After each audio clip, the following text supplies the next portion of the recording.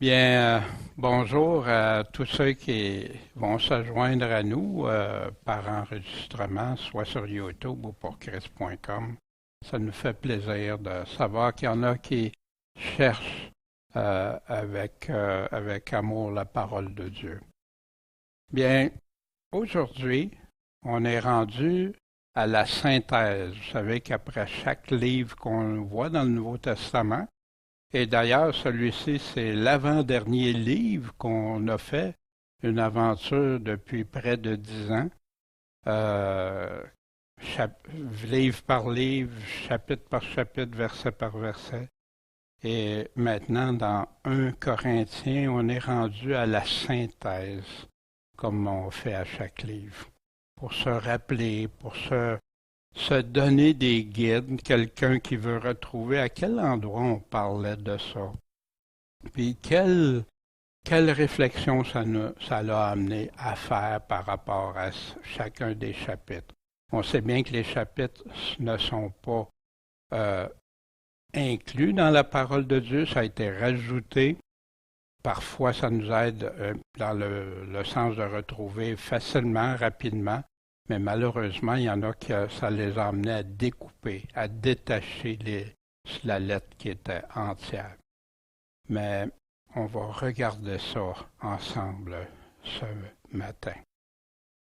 Mais j'aimerais demander à Eric de nous lire le verset clé de cette synthèse-là, les deux versets. Je vous rappelle, frères, l'évangile que je vous ai annoncé et que vous avez reçu et dans lequel vous persévérez et par lequel vous êtes sauvés, si vous le gardez tel que je vous l'ai annoncé. Autrement, vous auriez cru en vain. Bien, merci Eric, hein, ce passage si important tout au long du Nouveau Testament qui nous ramène à ça, l'évangile de Jésus-Christ. Mais avoir le bon, tel que Paul l'a annoncé, tel que Jésus et ses apôtres l'ont annoncé. Bien, on avait vu au tout début, hein, l'introduction, hein, on avait vu que Paul a fondé l'Église à Corinthe en l'an 51 après Jésus-Christ. Il a écrit ça d'Éphèse, il était à Éphèse en 56, donc 5 ans environ après avoir fondé cette Église. Puis Paul répond, on ne sait pas combien de lettres, mais on sait, je vous ai écrit dans ma lettre de ne pas avoir de relation avec les impudiques. Fait que déjà, il avait écrit, puis déjà, on sait que les Corinthiens avaient écrit ailleurs d'autres passages. Fait que, on sait que nous, on a seulement 2 lettres, mais il y a d'autres écrits qui ont été là qu'on n'a pas aujourd'hui. On avait vu Corinthe, son contexte économique, des ports, des navires, des commerces, c'était central. Il y avait de plus ou moins 300 000 à 400 000 personnes. Il y avait des ethnies diverses. Beaucoup étaient des serviteurs, des esclaves. Hein. Sur le plan spirituel, mais c'était des religions diverses, d'idolâtrie, de la débauche. Quand tu voulais dire à quelqu'un que tu étais comme Sodome et Gomorrhe, tu dirais comme les Corinthiens. Tu sais. C'était vraiment particulier et c'était réputé partout.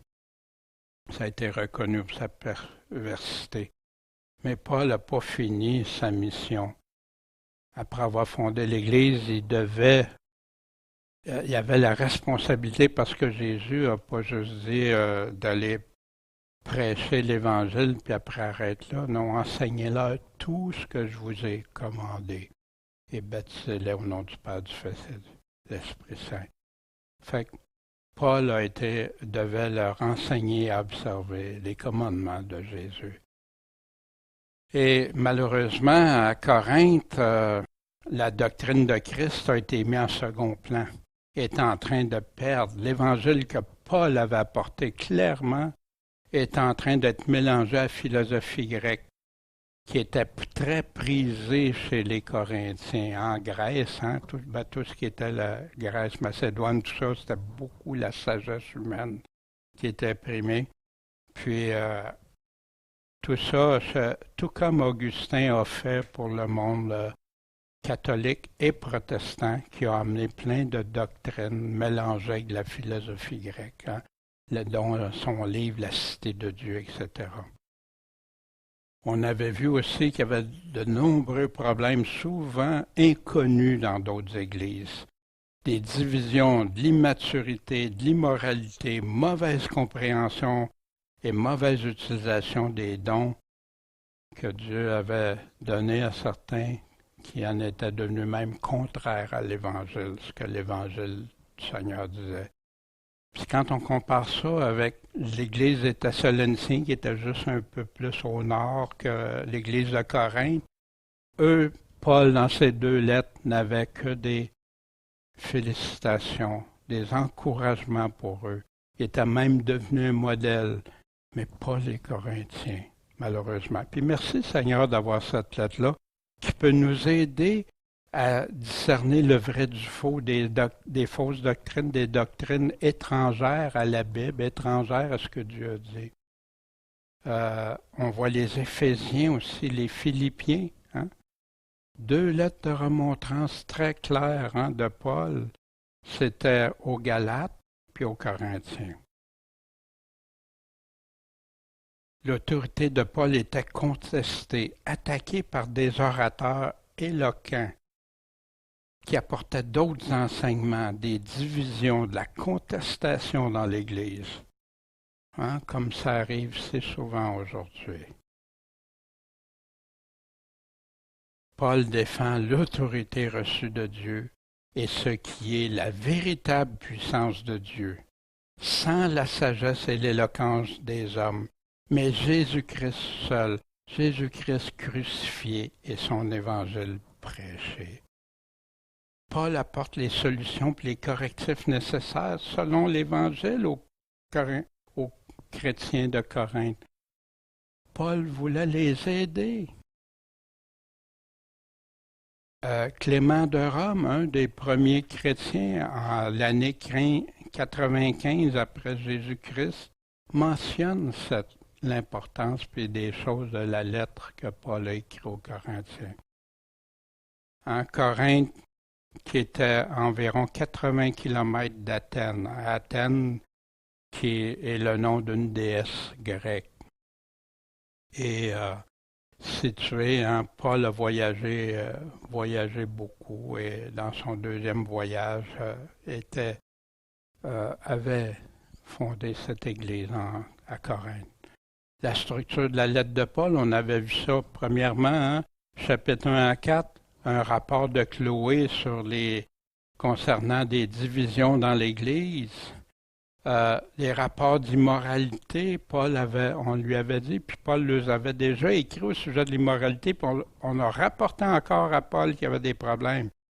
Même pas chez les non-croyants que quelqu'un a la femme de son père.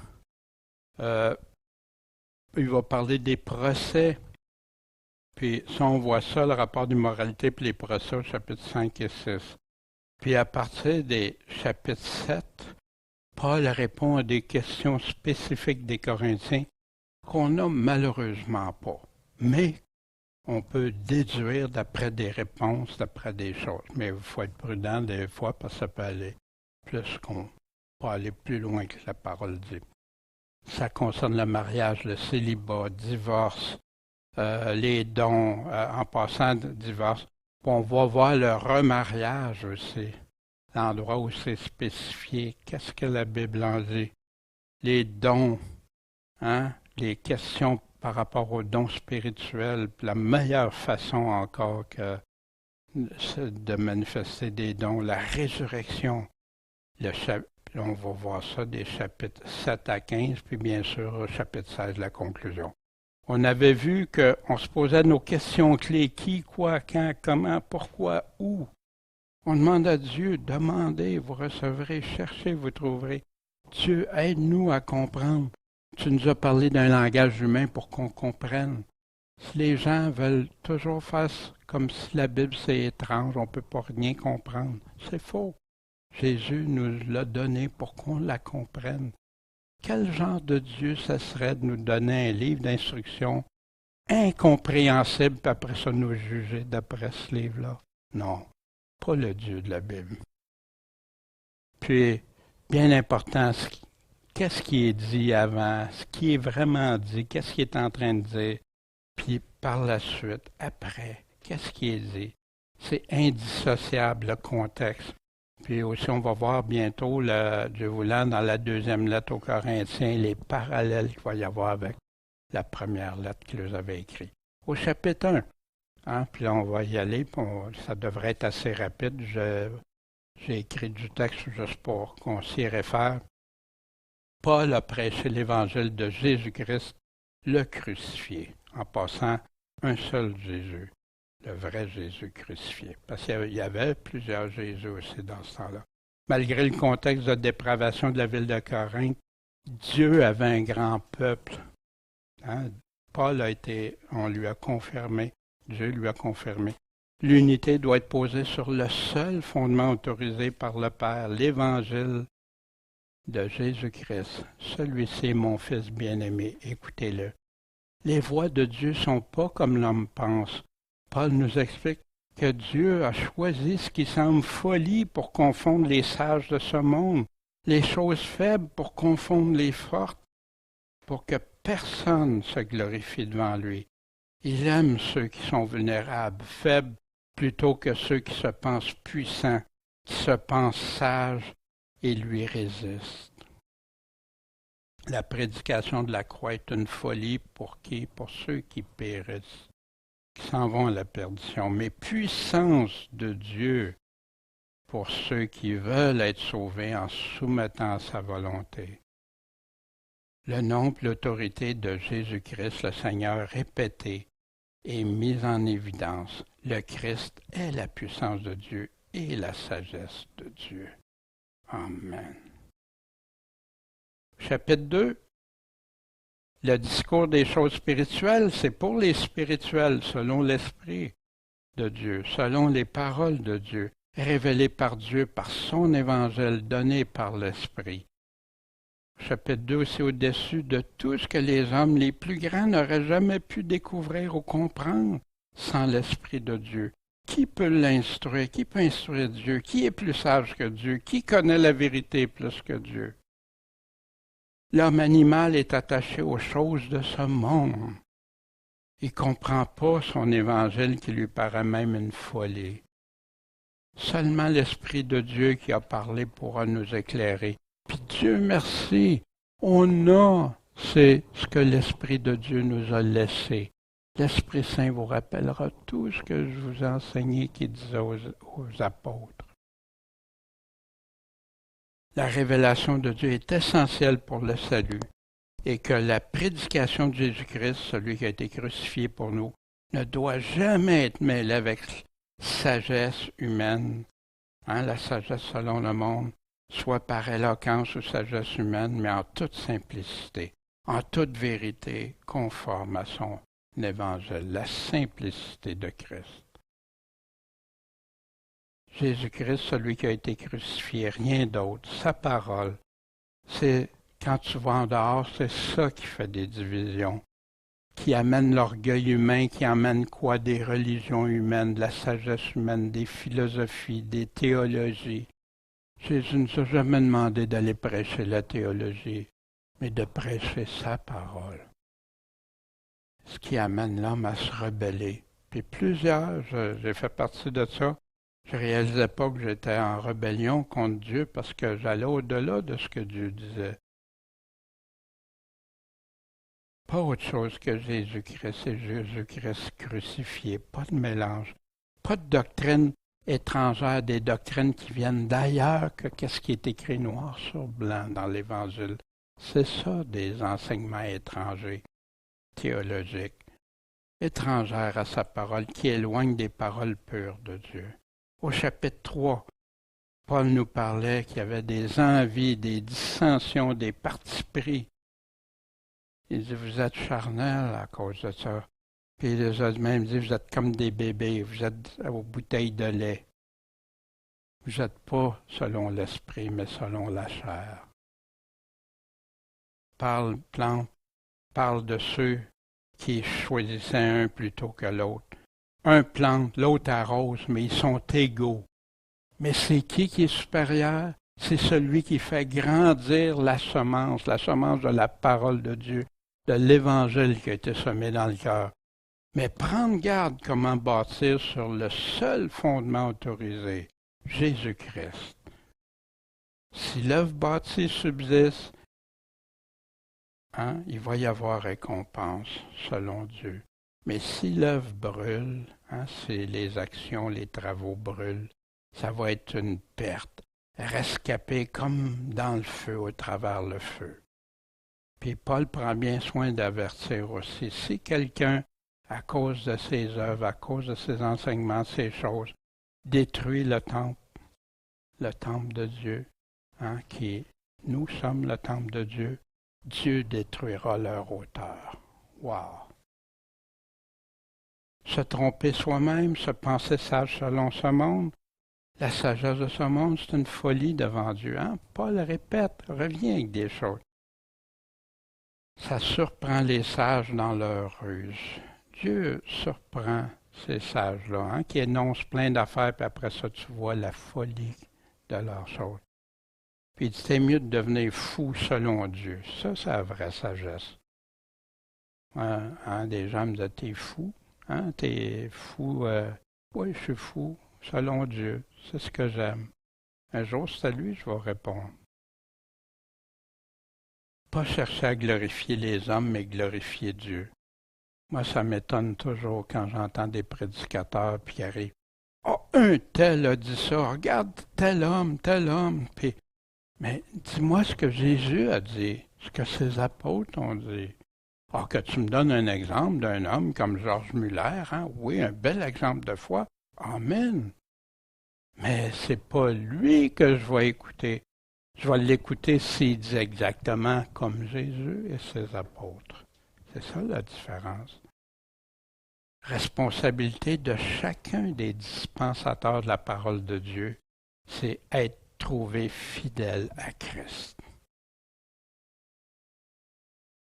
Paul, là, ce que Paul disait, il voulait l'amener de bébé à hommes et femmes qui grandissent, parce qu'il n'était même pas en train de grandir là, pour plusieurs d'entre eux. Il restait au stade de bébé. Puis il y en a pire que ça, parce qu'on va voir, il y en a qui n'ont même pas connaissance de Dieu, qui avaient une foi vaine. Puis les amener à la maturité selon Dieu. Au chapitre 4, quand on suit ce que Dieu nous commande et qu'on l'exécute selon sa volonté, le jugement des hommes a peu de poids. C'est à Dieu qu'on est et qu'on sera redevable. Lui seul connaît les secrets du cœur, les véritables motivations, puis il sera le seul juge. Paul parle de ça parce qu'il se faisait beaucoup contester. Si Dieu approuve, qu'importe que les autres n'approuvent. Paul a fidèlement mis en pratique ce qu'il prêchait. C'était pas un hypocrite, c'était pas un faux. C'était un vrai de vrai, un soldat de Christ. Déterminé, convaincu comme Dieu veut qu'on le soit. Il a souffert par amour pour Dieu et son prochain pour conduire à Christ et édifier son Église. Paul a subi toutes sortes de choses. Tout ce qu'on a reçu comme don provient de Dieu, que Paul affirme. La gloire lui revient. Je peux aucunement me glorifier de ce qui m'a été donné. Oui, t'as une belle voiture, oui, je suis bon pour ça, c'est mon père qui me l'a donné. Mais voyez-vous, je peux être content, je peux être heureux, je peux rendre gloire, ben oui. Constatant l'état de l'Église de Corinthe, Paul les envoie Timothée pour leur renseigner à nouveau les vrais enseignements de l'Évangile qui ont été corrompus par des doctrines étrangères ou par le relâchement de certains, ou même il y en a qui n'osaient pas dire quelque chose. Les enseignements que Paul donne dans toutes les églises. Pas de favoritisme, c'est tout le monde pareil. C'est ça l'Évangile. Paul était même prêt par amour et fidélité à aller les reprendre sévèrement, avec la verge ou avec amour, puis s'ils ne se repentaient pas de leurs péchés. Fait qu'au chapitre 4, en synthèse, aussi à la fin du diaporama, là, pour ceux qui vont sur pourchrist.com, vous pouvez télécharger le PowerPoint, puis il y a plein de diapositives à la fin, des messages. Puis dans ça, on avait vu les divisions de l'Église, leurs causes et solutions. Fait que vous avez ça à la fin comme d'autres tableaux. Au verset 1 à 5, au chapitre 4, Paul reprend sévèrement ceux qui toléraient et même se croyaient spirituellement supérieurs parmi eux. Il y avait un homme qui était coupable d'impudicité. Il l'a livré à Satan. Au verset 6 à 9, l'exemple du levain. C'est très dangereux de tolérer dans l'Église ceux qui vivent d'une manière scandaleuse, qui infectent et corrompent les autres. Comme Jésus avait parlé dans Matthieu au chapitre 18. Commandez de retrancher du milieu d'eux les impurs, des versets 10 à 13. Paul a déjà jugé le mal que c'était, même ôter le méchant du milieu de vous. Ne pas les garder comme frères et membres de l'Église, en souhaitant qu'ils en viennent à repentance. Au chapitre 5, ne pas avoir de relation avec ceux qui vivent dans l'impudicité. L'Église ne doit pas tolérer ses péchés au sein de l'Église, parce que l'Église, c'est le sel et la lumière qui doit se distinguer dans le monde. L'Église est mise à part pour Dieu, ne doit pas être contaminée par ceux qui choisissent de ne pas se repentir de leurs mauvaises œuvres ou péchés, pour ne pas entacher et être en scandale, et que l'Assemblée a le devoir de discipline pour empêcher de corrompre le corps de Christ et influencer les autres. Ôtez donc le méchant du milieu de vous. Vous êtes le temple de Dieu. Dans cette situation, mieux vaut les livrer à Satan pour qu'en étant criblés par le malin, ils en viennent à réaliser qu'ils ont fait le mal. Parce que l'homme est souvent, c'est dans ces moments-là que l'homme est souvent plus ouvert. Pas les seuls moments, mais dans ces moments-là. Qu'ils s'en repentent et choisissent de suivre le chemin étroit, puis ainsi sauver leur âme de la perdition. Pourquoi? Parce qu'aucun adultère, aucun idolâtre, etc. ne pourra entrer dans le royaume de Dieu dans cet état. Jésus n'a jamais promis le salut à ceux qui ne se repentiraient pas en se détournant de leur péché. Bien qu'étant fils, Jésus a appris l'obéissance par les choses qu'il a souffertes et ayant été rendu parfait, il est devenu l'auteur du salut éternel pour tous ceux qui lui obéissent. Paul avait-tu deux discours contredisants? Abusez-vous pas, ni les impurs, idolâtres, adultères, etc., larrons, ivrognes, médisants, ni les ravisseurs n'hériteront le royaume de Dieu. Puis après ça, qu'un tel homme soit livré à Satan pour la destruction de la chair afin que l'esprit soit sauvé au jour du Seigneur. Mais non, Paul parlait de ça parce qu'il y en a qui disent que, regarde, il est sauvé pareil. Non, parce que s'il est en adultère, en fornication, aucun. Les gens détachent ça. Qu'est-ce qui est dit avant, qu'est-ce qui est dit pendant, puis après? Puis si quelqu'un se dit frère est impudique, pourra-t-il être sauvé? Nullement sauf s'il y a une repentance. Ne mangez même pas avec de telles personnes. Puis il y en a que c'est dans les églises. Est-ce que le Seigneur peut être là à la table des démons, assis avec des gens qui veulent rien savoir? Paul va nous en parler aussi plus loin. Paul aussi a préparé. Au chapitre 6, on apprend qu'on va juger les anges, à plus forte raison les choses de cette vie, la vie présente. Pas se séduire, ceux qui ne vivent pas selon la justice de Dieu n'hériteront pas le royaume de Dieu. Ni impurs, ni adultères, ni idolâtres, ni efféminés, ni infâmes, ni voleurs, ni avares, ni ivrognes, ni médisants, ni ravisseurs vont être sauvés, à moins de repentance. Unis avec Dieu ou avec la prostituée ou la prostitution envers Dieu, ils vont devenir une même chair, un même corps. Mais quand tu es uni au Seigneur, c'est d'être un même esprit avec lui, un même corps avec lui. Ceux qui vivent dans l'impureté se sont séparés de la relation, l'union avec Jésus. Jésus ne peut pas être avec le même esprit dans l'adultère, dans les péchés.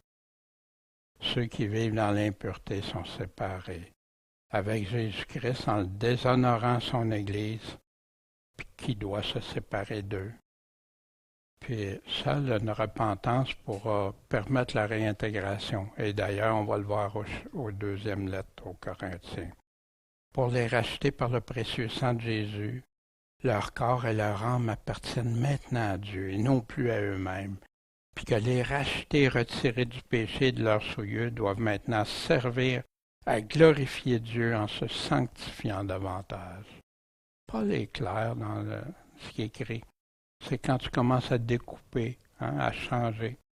Vous voyez, ça me fait penser, ça. Si on s'imagine que c'est une règle, mais que je commence à changer la règle, je commence à vas-tu me donner la même mesure que Dieu m'a donnée? Pas du tout. Puis si ma règle, je trouve qu'il y en a trop dans cette règle-là, pourquoi pas débarrasser de ce que j'aime pas? C'est encore une règle. C'est ce qu'il y en a qui font avec, malheureusement, la parole de Dieu de nos jours. L'Évangile de Jésus-Christ n'enseigne pas d'engager des procès, dans le chapitre 6 encore, pour le tort qu'on subit dans cette vie. Donne ta chemise, donne ton manteau. Fais 1 000 de plus avec lui. Au contraire, Jésus lui-même, en exemple, a tout abandonné par amour en se remettant totalement au Père céleste. Laisse faire mes affaires de justice de ma vie pour les autres. C'est la justice de Dieu qui va compter dans ma vie. Au chapitre 7, les réponses de Paul à leurs questions sur le célibat et le mariage. Questions qu'on n'a pas précisément, mais d'après les réponses, on peut aller voir les choses.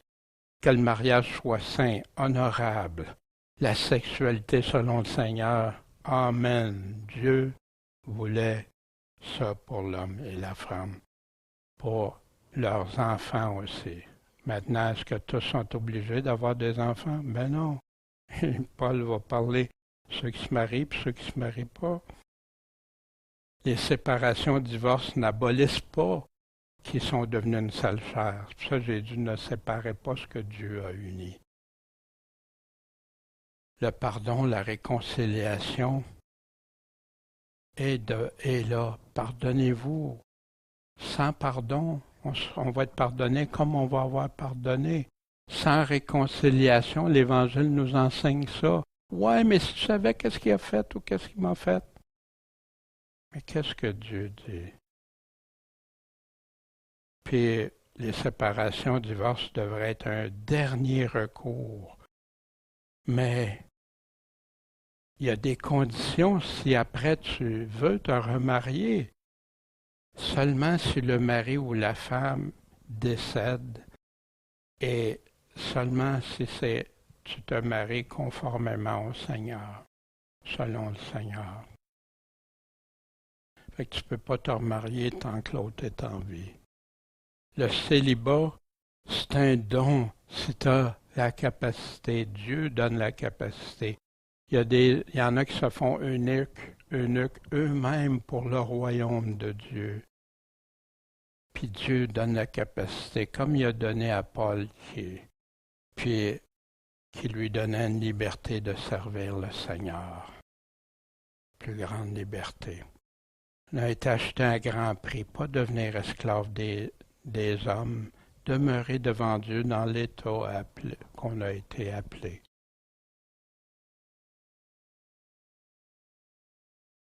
Regardons ici, est-ce que Paul dit deux choses différentes, parce qu'on a que si l'incrédule se sépare, qu'il se sépare, le frère et la sœur ne sont pas assujettis dans ce cas, mais Dieu nous a appelés à la paix, pour ne pas être toujours, si lui il décide ou elle décide de partir, qu'il ne veut pas rien savoir de la foi, c'est son choix.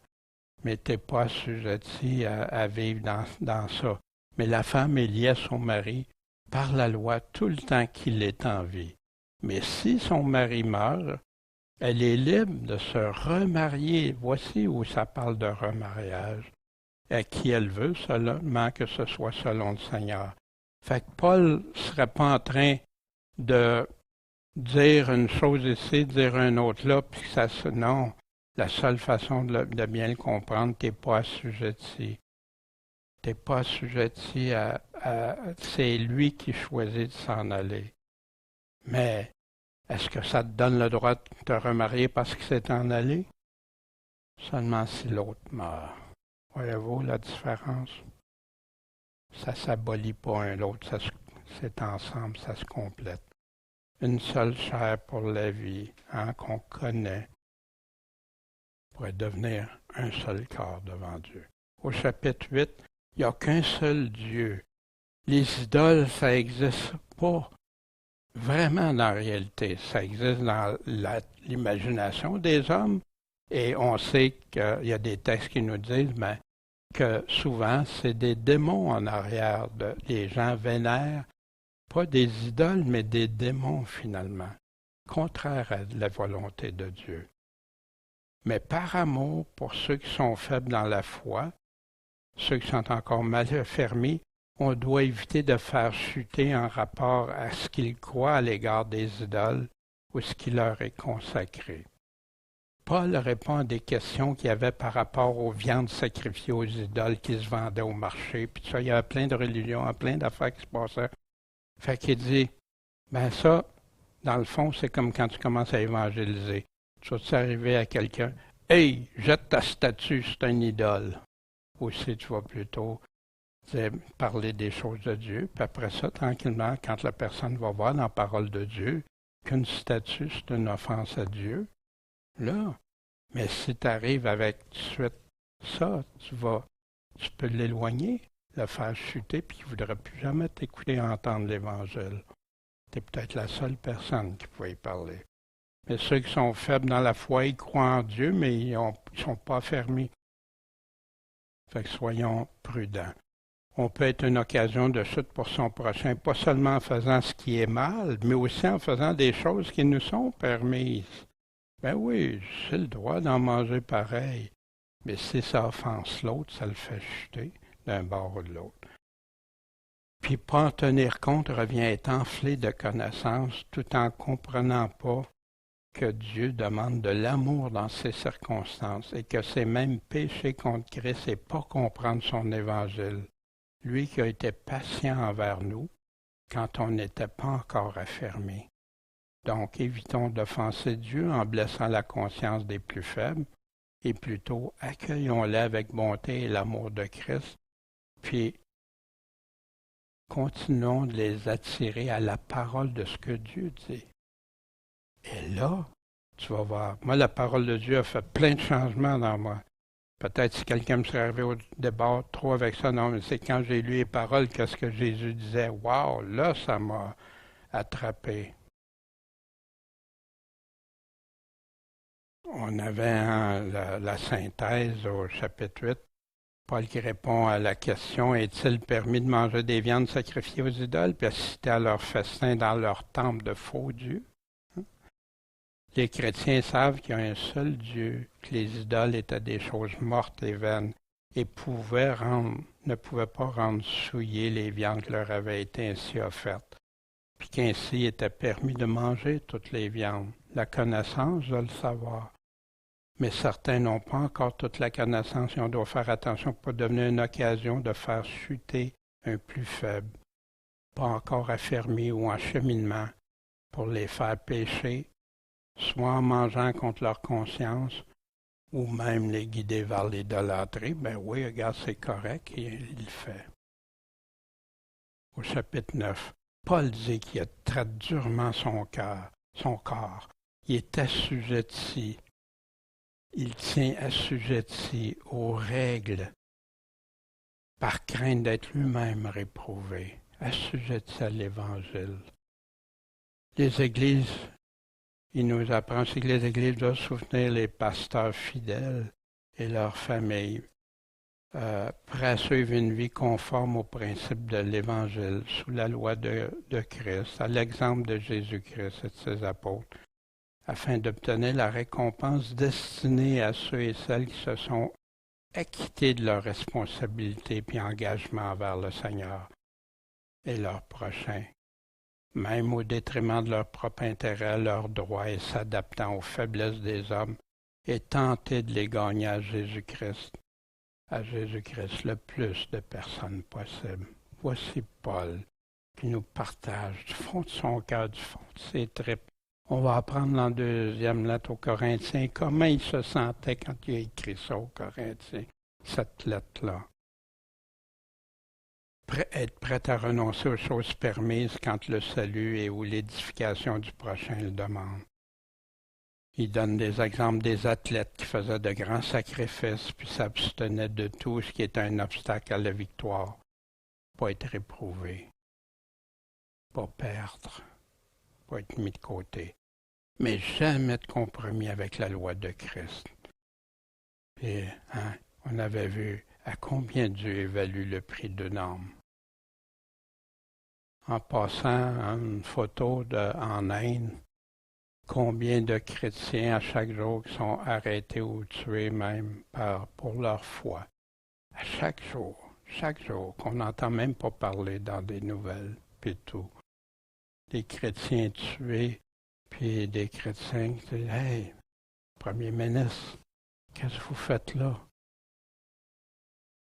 Synthèse du chapitre 9. Paul avait le droit et la liberté en sa qualité d'ouvrier du Seigneur d'en vivre étant soutenu par l'Église, mais il ne s'est pas prévalu de ce droit, mais c'est plutôt adapté envers toutes sortes de personnes. C'est ajusté à leur faiblesse pour ne pas les éloigner de l'Évangile, mais pas pour son intérêt personnel particulier. Un chrétien doit être prêt à renoncer aux choses permises quand le salut et l'édification du prochain le demandent. On parle des athlètes pour la victoire. Au chapitre 10, toutes ces choses écrites pour nous instruire, nous qui sommes parvenus au dernier temps, toutes les choses arrivées que Paul nous parlait, qui sont arrivées dans l'Ancien Testament pour nous servir d'exemple, pour ne pas tenter Christ, pas désirer des choses mauvaises comme ceux d'Israël l'ont fait. Il y en a 23 000 qui ont péri en même jour à cause de leur fornication envers Dieu. Pas murmurer. Il y en a qui périrent dans le désert par l'exterminateur. Tenter Christ, défier Christ, il y en a qui périrent par les serpents. Paul nous avertit que si les Israélites ont subi la colère de Dieu pour l'avoir méprisé, après qu'il leur a manifesté tant de faveur, tant de grâce, tant de secours, à chaque fois qu'il est en danger, combien plus les chrétiens qui abusent de la grâce de Dieu seront jugés plus sévèrement, parce qu'on le sait, on connaît, on a tout. Boire la coupe du Seigneur ou la coupe des démons, participer à la table du Seigneur ou à la coupe des démons. Il n'y a aucune communion possible entre les deux. Un mur, une séparation. Et ici, c'est une offense envers la grâce du Seigneur. Ça provoque la jalousie du Seigneur. Il y en a qui se croient plus forts que lui. Même si Jésus dit ça, moi je fais ça. Pareil. Paul confirme que ce qui est arrivé à ceux du peuple élu après s'être détourné nous est laissé comme un exemple concret. Puis malgré toute la bonté, la miséricorde de Dieu, on ne se moque pas de lui. Notre liberté ne doit jamais être utilisée pour devenir une pierre d'achoppement. Celui qui croit être debout prenne garde de chuter. Tout ce qu'on fait doit correspondre à la gloire de Dieu, c'est-à-dire sa volonté. On avait vu ces choses qui servent d'exemple dans l'Ancien Testament, qui sont là pour nous autres, de ne pas tomber dans les mêmes pièges. Au chapitre 11, être imitateur de Christ comme Paul était imitateur de Christ. Retenez les instructions de Paul telles qu'il nous les a données. Il va en reparler au chapitre 15 aussi. l'autorité établie selon Dieu et les principes de l'Évangile. Pas les instructions des livres de théologie ou d'un tel ou de l'autre. Non. Paul répond à une question non précisée et sans son contexte concernant la tête couverte ou découverte. Le voile, pas de voile, tout ça, qui a fait beaucoup de réactions. Mais en tout cas, vous pouvez retourner écouter le message du chapitre 11. Mais c'est pas abordé nulle part ailleurs. Puis si Paul parle pour les aliments, pour des choses, après ça, il voudrait qu'un voile devienne un sujet de discorde, de division, une occasion de chute. Je crois pas. Puis ça ne doit pas être une occasion de chute. Quelle que soit la position, elle ne doit pas devenir sujet de division. Tu as une conviction dans ton cœur, respecte ta conviction, mais qu'elle soit basée sur Dieu. Ici, on n'a pas de référence nulle part ailleurs. Aucune église est arrivée avec ça, autre que chez les Corinthiens, où il y avait toutes sortes de bisbilles qui étaient là, et dont on n'a même pas la question dans son contexte. Fait que soyons prudents. Un repas solennel commandé par le Seigneur même pour se rappeler sa mort et l'annoncer jusqu'à ce qu'il revienne et la célébrer avec lui à son retour.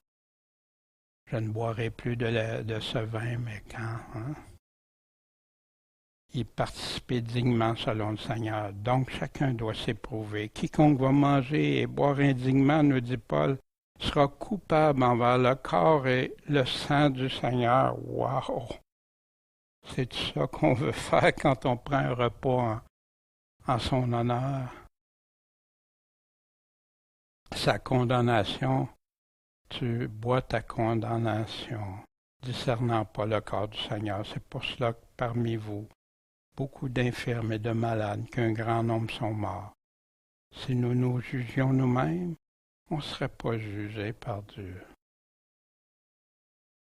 L'ordre établi par Dieu, que Paul disait dans l'Église au sujet des hommes, des femmes et tout. Puis Paul se référait à la Genèse, au chapitre 3, ce que Dieu avait dit. C'est Dieu qui a établi l'autorité. Puis Paul mentionne qu'ils reconnaissent les commandements du Seigneur. Au chapitre 12, là, Paul commence à aborder les dons spirituels. Ce que Dieu donne à qui il veut, comme il le veut, pour que son Église ait tout ce qu'il faut pour vivre et grandir selon les besoins de chacun et de tous. Individuellement, collectivement, Dieu nous donne à chacun des dons différents, des choses différentes. Puis chacun les uns des autres, on a besoin des uns des autres pour vivre. Moi, quand je viens puis je vous rencontre, j'ai besoin de ça. De savoir que des hommes, des femmes fidèles qui aiment le Seigneur, qui sont prêts à entendre ses paroles. Wow! J'ai besoin aussi de la joie des commentaires de l'autre, de voir les gens vivre leur foi. Tous les dons reçus par la grâce de Dieu qui connaît mieux que nous nos besoins réels. Ce qui va permettre à ces bien-aimés de contribuer à se bâtir édifice, monter un édifice, s'édifier les uns les autres, puis accomplir la mission que Dieu désire d'en sauver le plus grand nombre. Mais tous sont-ils apôtres? Tous prophètes? Tous enseignants? Tous font des miracles, le don de guérir? Tous parlent-ils des langues? Tous interprètent-ils? Ils sont tous baptisés par le même esprit, mais c'est Dieu, l'esprit décide à qui il donne quoi. Se réjouir des dons que Dieu accorde à chacun et les faire fructifier ensemble pour sa gloire. Mais Paul conclut à la fin du chapitre 12, mais je vais vous montrer une voie encore bien plus excellente, supérieure. Et juste avant, donnée par l'Esprit Saint. Qu'est-ce qu'il nous a donné pour l'utilité commune? Puis les langues, l'interprétation sont en petit. Mais il y en a qui mettent ça, comme les Corinthiens, là, comme si c'était un don si important. Alors qu'il y avait bien des autres dons qu'ils ne pouvaient pas mettre en pratique seulement. Ensemble, on utilise nos dons pour quoi? Ensemble, on croit tout ce que Jésus nous a commandé. Ensemble, on l'adore en esprit, en vérité. Ensemble, on s'aime en Jésus-Christ, comme il le demande. Ensemble, on vit pour lui, par lui, puis comme lui. Ensemble, on parle en son nom. Ensemble, on grandit. Ensemble, on devient enfant de Dieu qui marche de progrès en progrès. Au chapitre 13, chapitre si connu, reconnu. Au chapitre 13, quand l'amour est présent ou quand il ne l'est pas. Comment évaluer chez l'amour? Est-ce que l'amour c'est patient, tolérant, ou si c'est le moi-même qui est plus important? Rempli de bonté, sans aigreur, sans amertume, sans frustration, sans envier. C'est un bon baromètre pour savoir j'ai-tu l'amour ou pas. C'est vrai que j'aime ou c'est vrai que j'aime pas. Sans envier les autres, le contentement, sans se vanter, sans orgueil. Le vouloir se sentir important est le contraire de l'amour. L'honnêteté, honnête sans hypocrisie. Aucune place pour faire semblant. Jésus dénonce les hypocrites qui parlent au nom de Dieu ou qui disent Dieu, Dieu, Dieu, Seigneur, Seigneur. Sans égoïsme, intérêt personnel. Je le fais-tu pour moi ou si je le fais pour les autres? Ça ne veut pas dire que je ne bénéficierai pas. Moi, quand j'enseigne, wow! Je bénéficie pour moi, c'est incroyable. Merci, mon Dieu, de me nourrir. Puis merci que je puisse partager ça avec mes frères et mes sœurs. Sinon, ça serait quoi? Le moi-même encore, qui revient. Penser en bien, pas au mal. Le contraire des jugements téméraires, des critiques. Paul nous parlait aussi au chapitre 13, à la conclusion. Ces trois choses demeurent, ils sont là. Ça ne s'abolit pas, ça marche ensemble. La foi, l'espérance, la charité. La foi selon Dieu, selon ses paroles, l'amour de Dieu, de mon prochain, l'espérance, ma confiance en Dieu, en ce qu'il a promis. Au chapitre 14, qui a été divisé en deux parties, le don le plus utile, c'est prophétiser, annoncer ce que Dieu a dit, annoncer les choses là, qu'est-ce qui va arriver. Parler dans une langue sans que les autres puissent la comprendre est inutile dans l'Église. Tout doit être fait pour l'édification de l'Église, pas pour moi-même. Et c'est pour ça que Paul dit, j'aime mieux dire 5 mots, 5 paroles que les gens comprennent, que 10 000 paroles que les gens ne comprendraient pas. La logique même. 2000 fois plus parler pour être compris. Wow! Comment qu'on peut croire que des gens peuvent parler longtemps? Des fois, sans que tu comprennes. À qui s'adresse une langue que les autres ne peuvent pas comprendre sans interprétation? Si tu parles une langue, quelle que soit la langue qui parle à Dieu, c'est avec Dieu. Si les autres ne comprennent pas, non. Si tu es chinois, parle à Dieu en chinois, c'est correct, mais si tu parles en chinois devant les autres ne comprennent pas, non. Puis en passant, ben oui, quand on va voir dans quelques instants, les dons miraculeux, c'était des miracles qui ont démontré que l'Évangile venait vraiment de Dieu. La Bible, elle parlait en d'autres langues. Qu'est-ce qu'on a vu dans les enseignements de Paul? C'est quoi les langues? Des langues que les autres entendaient, comprenaient. On a ça au chapitre 2, 10. Pour qui s'adressaient les langues? C'est un signe pour les croyants juifs, les apôtres qui doutaient même au début. Est-ce qu'ils parlaient en langue? Tous? Non. Pourquoi le parler en d'autres langues? Quand est-ce que c'est arrivé? Quand je parle une langue inconnue des autres, à qui je parle, pourquoi est-ce que je le ferais? Paul nous enseignait tout ça. Et les langues, même si ce serait des anges, il y en a qui parlent de ça. Il n'a pas dit qu'il parlait le langage des anges, mais même s'il parlerait le langage des anges, il y en a qui partent sur ça. Mais chacune des fois que quelqu'un parlait dans une langue, s'il y avait quelqu'un qui le comprenait, qui l'entendait. Pas d'un charabia comme on a vu. On avait vu d'ailleurs ça quand ça partit en 1904-1906 là, sur la rue Azusa Street. On avait vu ça au chapitre, dans ces chapitres-là. Prophétiser, c'est annoncer ce que Dieu annonce d'avance. Qu'est-ce qui s'en vient pour ceux qui croient et qui veulent l'écouter et le suivre? Puis ça, les prophéties sont souvent pour ceux qui croient des choses à venir, des preuves, des certitudes, l'éternité, vie éternelle, des promesses, des conséquences. Mais Dieu n'est pas l'auteur de la confusion d'aujourd'hui. C'était simple et clair. Puis on avait vu aussi ce que prophétiser, c'est pas deviner, faire de la divination, parler en prenant la place de Dieu, se croire être prophète ou inspiré, tout en reconnaissant pas que les choses écrites sont des commandements du Seigneur. Hein? Paul nous parle de ça. Ouais, si vous pensez être prophète, vous croyez prophète, puis vous n'êtes même pas en accord avec ce que j'ai écrit là, c'est des commandements du Seigneur. Si vous ne voulez pas l'entendre, ben c'est votre choix, que Paul leur répond.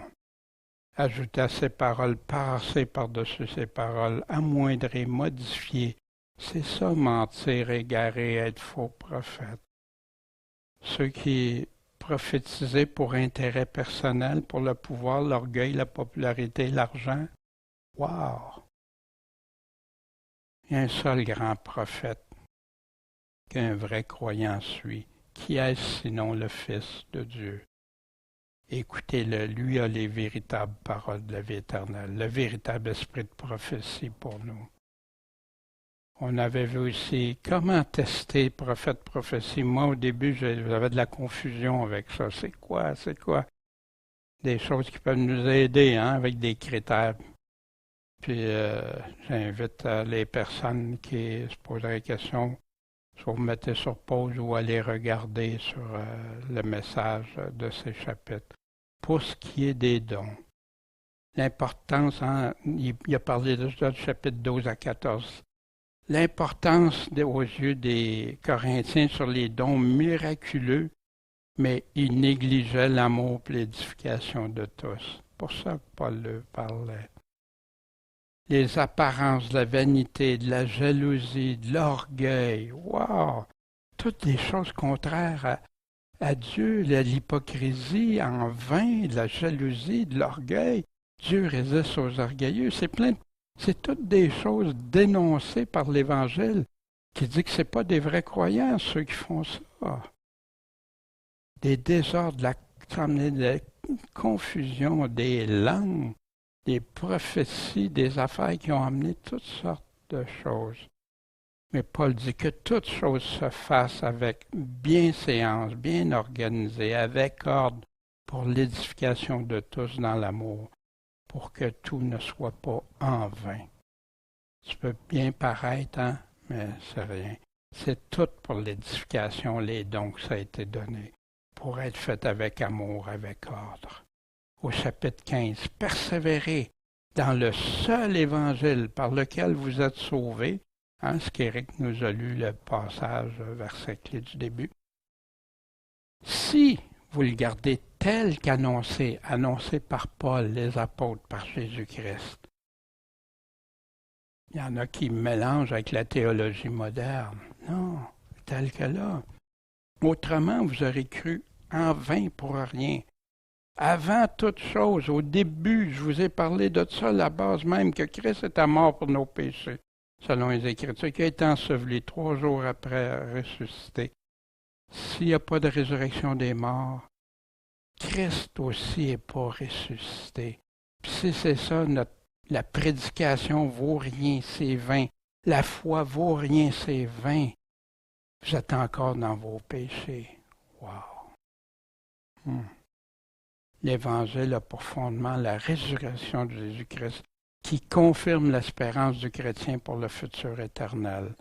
Imaginez si l'Évangile arrêterait. Jésus fut crucifié et enseveli. Point. Comme il y en a qui tentent de faire dire que l'Évangile de Marc arrêterait dans des termes comme ça. Wow!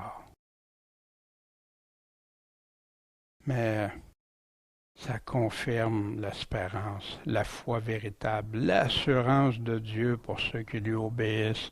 Oui, tu peux avoir totale confiance en Dieu.